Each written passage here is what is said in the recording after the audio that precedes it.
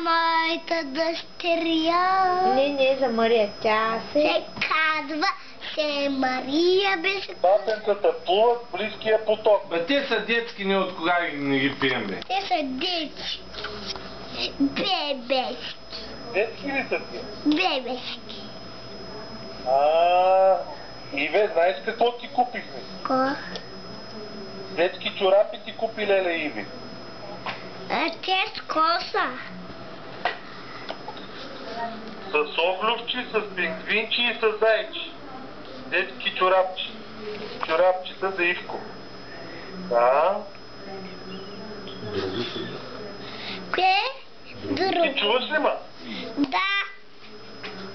Те дръж микрофона на устата да те чуеш. Леле Иви купи на Ивко детски чорапчи. Добре. Добре. Иве, сега ще боядисвате ли ви? Кое? Да? Кой ще ги боядисва? Да. Мамани ли? Кой ще ги боядисва? Да, мани дядо ми тук и тати. И тати ни боядисва е това. Що? Жените боядисват. Нашия тати боядисва къде?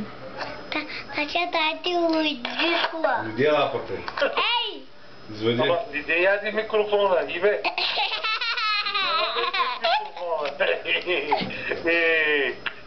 Абе, Иве, от дясната вакансия ще ва пускат ли, бе? Я ми кажи, бе.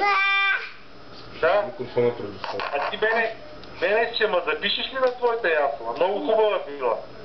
Да, и мени градски.